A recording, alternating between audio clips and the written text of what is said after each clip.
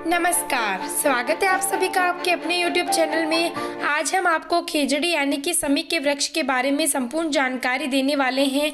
तो बिना वीडियो को स्क्रिप्ट किए पूरा एंड तक ज़रूर देखिएगा फ्रेंड्स, क्योंकि आपको इसमें बहुत ही ज़्यादा इम्पोर्टेंट जानकारी मिलने वाली है जो कि 99% लोगों को बिल्कुल भी पता नहीं होगी।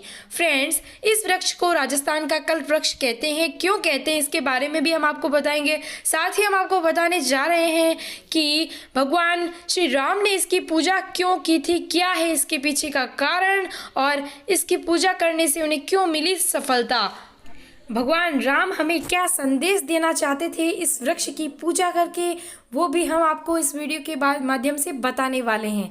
तो फ्रेंड्स, ये जो हमारा पेड़ है खेजड़ी का, बहुत ही ज़्यादा गूढ़ रहस्य अपने अंदर छुपाए हुए है, क्योंकि यह शनिदेव का सर्वाधिक प्रिय वृक्ष है और इसकी पूजा अर्चना करने से शनिदेव शीघ्रतम प्रसन्न हो जाते हैं। ये वृक्ष हमारे राजस्थान में जहाँ बहुत ही कम पेड़ और पौधे लग पाते हैं, पानी की कमी के कारण वहाँ के किसानों को आर्थिक रूप से बहुत ज़्यादा नुकसान होता है। वहाँ पर ये पेड़ जो है, ये वृक्ष उन्हें सहायता पहुंचाता है आर्थिक रूप से, क्योंकि भयंकर गर्मी में भी ये पेड़ हमारे राजस्थानी किसानों की आर्थिक अर्थव्यवस्था का मुख्य आधार हो जाता है उस समय। और जब जेठ के महीने में भयंकर गर्मी पड़ती है तब भी ये पेड़ जो है उस पर कोई भी असर नहीं पड़ता, उस गर्मी का वैसे ही हरा भरा रहता है। तो फ्रेंड्स, इस कारण से भी ये पेड़ और भी महत्व का है। लेकिन इन सभी बातों को छोड़कर इसका महत्व इस बात में है कि जब अकाल पड़ा था, छप्पनिया अकाल राजस्थान में मुख्य रूप से, उस समय इसने बहुत ज़्यादा अपना इम्पोर्टेंट रोल अदा किया था। जब कई वर्षों तक धरती पर बारिश की बूंदें तक नहीं गिरी थी, उस समय कई लोगों की जानें बचाने वाला एकमात्र पेड़ था। इसकी छालें खाकर लोग जीवित रह पाए थे। इस वजह से ये राजस्थान का कल्प वृक्ष है फ्रेंड्स। और ये जब बहुत ज़्यादा गर्मी पड़ती है जेठ के महीने में, पशु पक्षी जिन्हें धूप से बचने के लिए कोई सहारा नज़र नहीं आता, तब ये पेड़ ही उन्हें छाया प्रदान करता है और उन्हें छाया प्रदान करके शीतल छाया देता है, और जिसकी वजह से वो भयंकर गर्मी से बच पाते हैं। इस कारण हमारा ये जो पेड़ है वो बहुत ही ज़्यादा महत्व का है, और इसकी वजह से राजस्थान के विश्नोई समाज ने बहुत ज़्यादा कुर्बानी भी दी है। जब पेड़ों की रक्षा के लिए अमृता देवी ने लोगों का आह्वान किया, तब 363 लोगों ने इस वृक्ष की वजह से अपनी कुर्बानी दी और पर्यावरण को बचाने के लिए उन्हें संदेश दिया लोगों को कि हमें पर्यावरण की रक्षा करनी चाहिए। उनके लिए बलिदान देना पड़े तो भी यह कम है।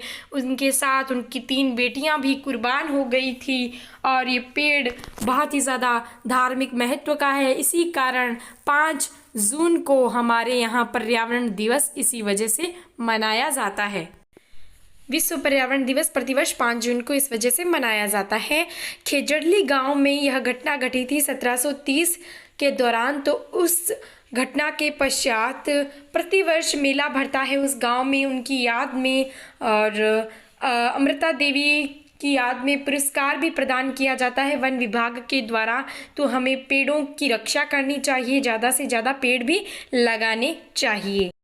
अमृता देवी पर कई कवियों ने कविताएं भी लिखी है। साथ ही यह पेड़ अत्यंत धार्मिक महत्व का है।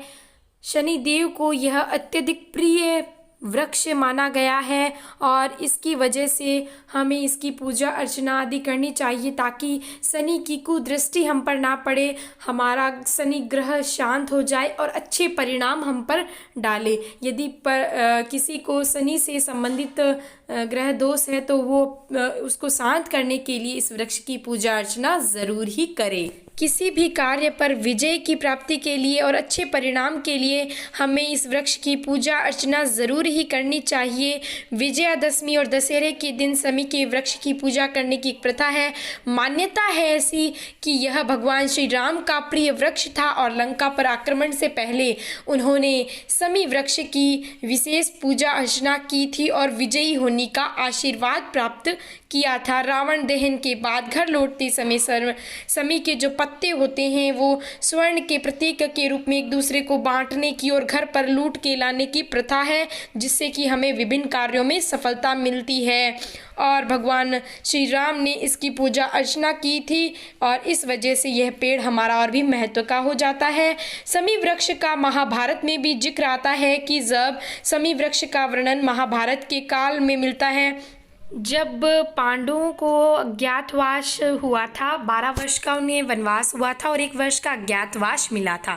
तो उस अज्ञातवास के दौरान उन्होंने अपने जो अस्त्र शस्त्र थे वो इस पेड़ के अंदर छुपा दिए थे, जिसमें मुख्य रूप से गांडीव धनुष भी इसी पेड़ के अंदर छुपाया गया था, जो कि अर्जुन का धनुष था उसे भी इसी पेड़ के अंदर छुपाया गया था। फ्रेंड्स, जब महाभारत का युद्ध हुआ था तो युद्ध से पहले उन्होंने इस वृक्ष की खेजड़ी की विशेष रूप से पूजा की थी विजय की प्राप्ति के लिए। तो आप देखें कि महाभारत के युद्ध के दौरान और राम जी ने जब विजय प्राप्ति की, उस युद्ध के दौरान भी इस वृक्ष की पूजा की गई है विजय की प्राप्ति के लिए। तो किसी को भी यदि किसी भी कार्य में विजय की प्राप्ति करनी हो तो इस वृक्ष की पूजा अर्चना ज़रूर करें।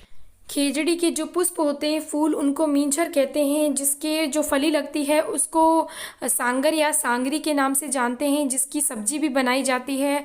और इसके अलावा जो अन्य पुष्प होते हैं वो असल में रियल खेजड़ी के नहीं होते हैं। पर्पल कलर का और पर्पल के साथ येलो कलर का जो कॉम्बिनेशन आता है, अलग अलग फूलों के जो कलर होते हैं, वो असल में रियल खेजड़ी नहीं होती है उसके, क्योंकि सांगरी कभी भी नहीं लगती है। तो वो रियल में जो खेजड़ी होती है वो असल में वही खेजड़ी होती है जिसके मींझर लगती है।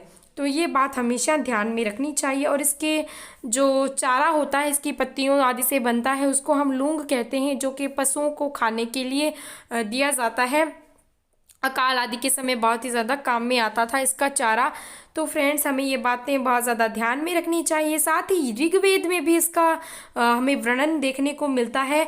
ऋग्वेद की एक कथा के अनुसार जब आदिम काल में, पुराने समय में, जब आग की उत्पत्ति पहली बार की गई तो पूर्वों ने समी और पीपल की जो टहनियाँ थी उनको रगड़कर आग की उत्पत्ति की थी, आग को पैदा किया था। तो इस वजह से भी हम कह सकते हैं कि यह बहुत ज़्यादा पुराने समय का, बहुत ही आदिम काल से ये पेड़ है और बहुत बार हमें इसका जिक्र देखने को मिला है। तो कवियों और लेखकों ने भी इस पर बहुत ही ज़्यादा महत्व बताए हैं, इसके बारे में भी काफ़ी लिखा है। हिंदू धर्म में भगवान चित्रगुप्त को शब्दों और लेखनी का देवता माना जाता है और शब्द साधक यम नित्या और यथासंभव समी के पेड़ के नीचे इसकी पत्तियों से उनकी पूजा करते हैं। भगवान गणेश को भी यह बहुत ज़्यादा पसंद है वृक्ष। इसकी पत्तियां आदि जो है भगवान गणेश की पूजा अर्चना में बहुत ज़्यादा आपने देखी होंगी, प्रयुक्त में लाई जाती हैं। साथ ही इसका जो वृक्ष है वो यदि आप अपने घर में लगा लेते हैं तो ये आपको और भी ज़्यादा शुभ परिणाम देने वाला हो जाता है। घर में इसे लगाने से आपको हर दृष्टि से शुभ परिणाम मिलेंगे। साथ ही इसकी पूजा अर्चना आदि करते रहें। आपने बहुत बार ये पेड़ जो है अपने घर के दाहिने तरफ लगा हुआ देखा ही होगा, बहुत ज़्यादा लोगों के घरों में ये बाहर लगा होता है। तो ये उस समय क्या कैसा परिणाम देता है।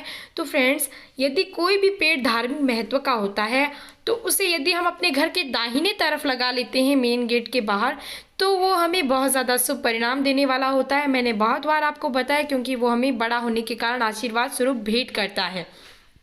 तो इसका हमें ज़रूर ध्यान रखना चाहिए कि यदि हमारे ये दाहिने तरफ है तो बहुत ज़्यादा हमें शुभ परिणाम देने वाला होगा और बहुत ज़्यादा इसकी पूजा अर्चना भी करते रहें। साथ ही साथ कृष्ण जन्माष्टमी के दिन भी इसकी विशेष पूजा अर्चना आदि करने का महत्व बताया गया है।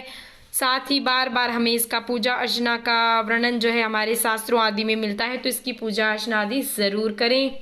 तो फ्रेंड्स, हमारे द्वारा दी गई जानकारी आपको कैसी लगी हमें कमेंट बॉक्स में ज़रूर बताइएगा।